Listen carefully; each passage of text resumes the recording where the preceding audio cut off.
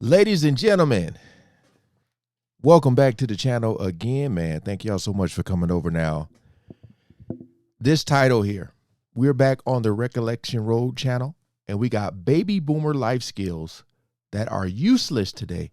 I honestly forgot the years of the baby boomer, like the ages. So it's basically my mom and them.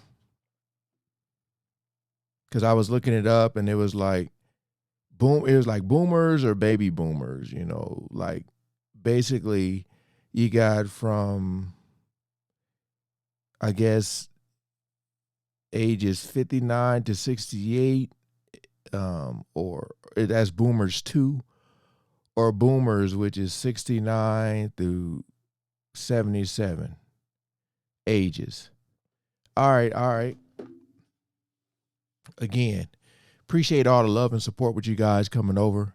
I'll leave the link to their channel as always in the description, man. We ain't gonna waste no more time. Let's jump right into it. Kind of skills y'all had.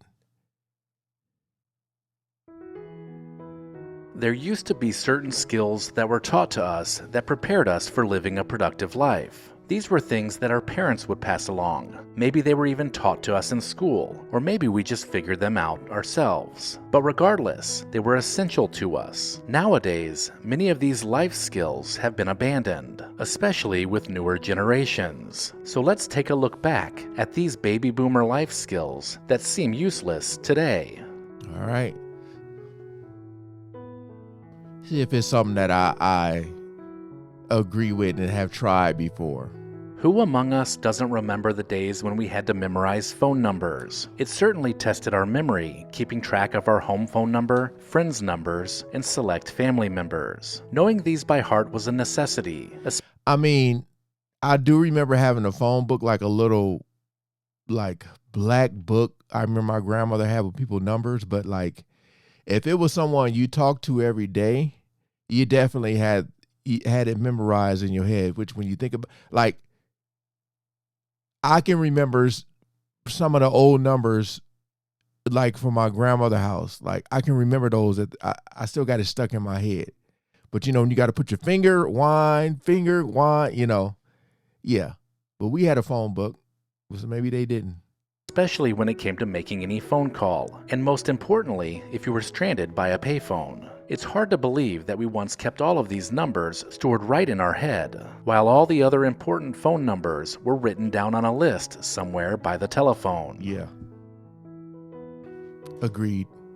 Back then, we just didn't have the luxury of knowing who was calling, so there was no screening our phone calls. When the phone rang, we answered it, no matter who was on the other end. And taking down messages for the other people in the household was all part of the process. It was polite and helpful to the person calling to ensure they would get a return phone call. No call would go to waste, because who knew what important message might be on the other end. Big facts.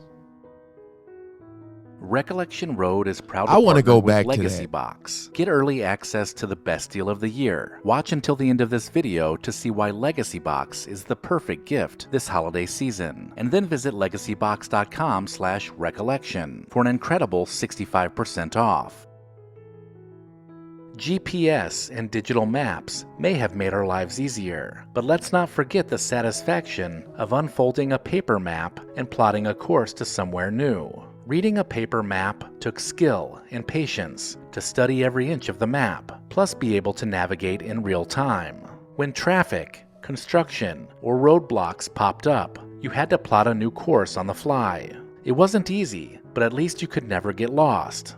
Road trips back then added an element of adventure, especially when you had someone riding along to help navigate.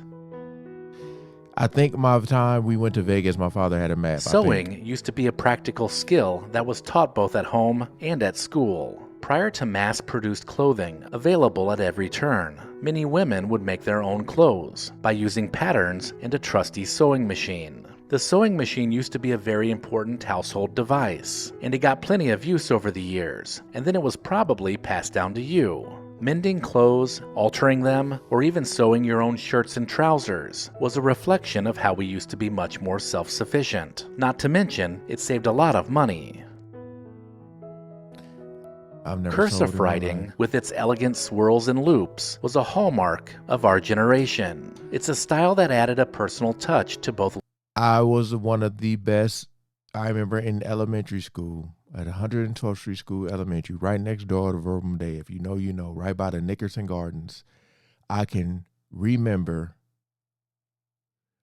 my, like, if we did a history something, whatever essay whatever I wrote, my teacher used to always hang it on the board with an A plus plus, hang it on the wall. I had the best cursive handwriting. I don't know what the hell happened though. I don't even think I can read in cursive no more. Oh, Letters and documents, and was seen as a much quicker method for writing things down. The art of writing in cursive was something we grew up doing, first by seeing our parents write, and then officially learning how to do it in the early years of elementary school. Not only did it improve our fine motor skills, but it just looked more graceful and seemed to carry with it a bit more of your own personality, which is something that text messaging just doesn't convey. dear grandma, thanks for the candy. Remember your first car? Learning to drive was a rite of passage as a teenager, and many of us learned to drive using a manual transmission. Some cars had a 3 on the tree column shift, while others had a stick shift with 4 on the floor. Driving back then required both feet and both hands, plus the wherewithal to know when to change gears. While automatic cars have become the norm, knowing how to drive a stick shift was a valuable skill and a true connection to the driving experience. Man, those cars are so nice. Balancing your checkbook was taught to us because it was the foundation for financial responsibility. Our income and all of our expenses were reviewed at least once a month to keep things accurate. This skill taught us the value of money and helped us to live within our means, which is something missing in today's world. With credit and debit cards making spending easier and easier, many young people nowadays lack the fundamental financial literacy of balancing a simple checking account. All I heard was Kool-Aid.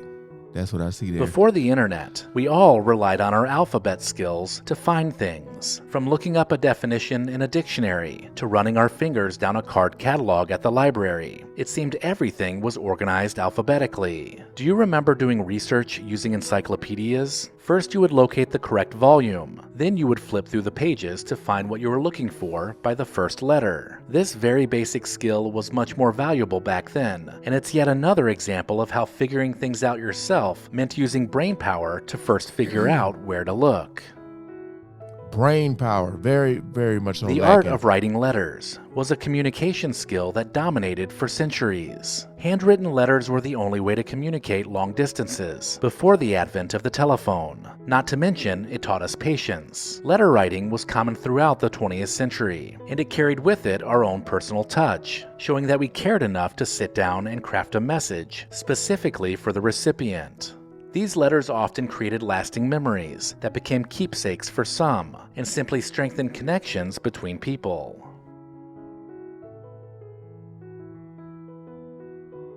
Typing on a typewriter was once part of everyone's schooling. The class taught you how to line up your fingers and then memorize the layout of all the keys, which helped to build up your typing speed. You also learned how to maintain a typewriter, which included loading in sheets of paper, replacing the ink ribbon when needed, and dusting off the type before use. This important skill was essential for most of us because typewriters were used everywhere. Typewriters also taught us to be detail-oriented, as making a mistake usually meant starting all over.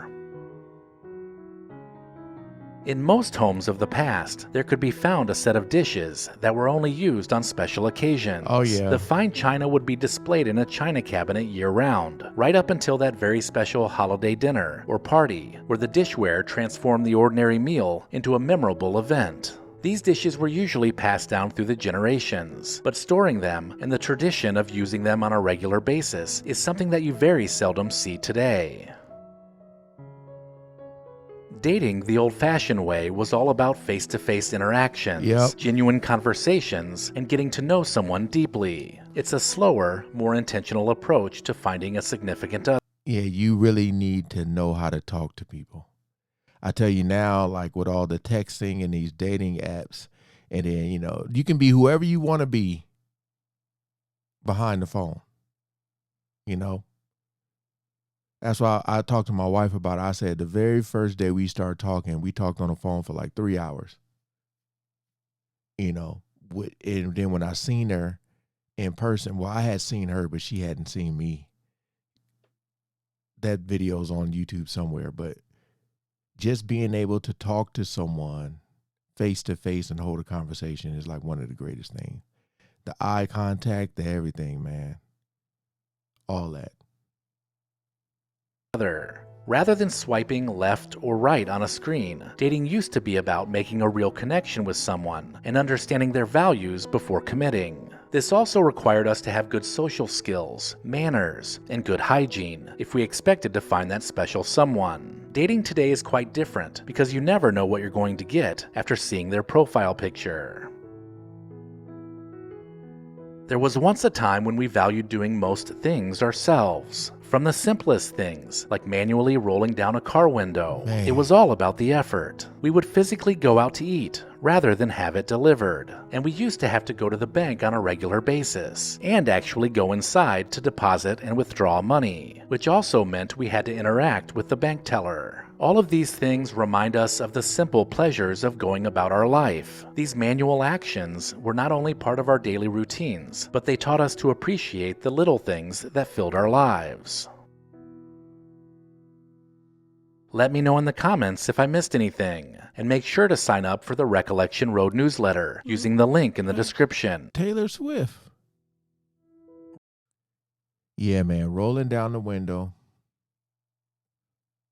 What else? The phone. Actually talking to people face to face.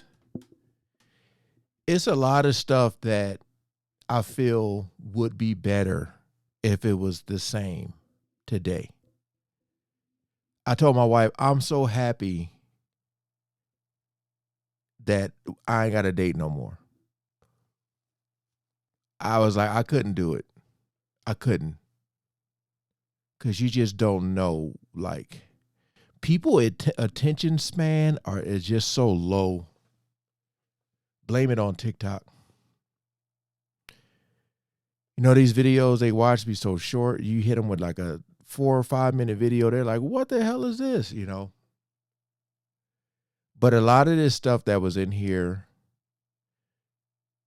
it just, you know, it made sense for the time, the era it was in.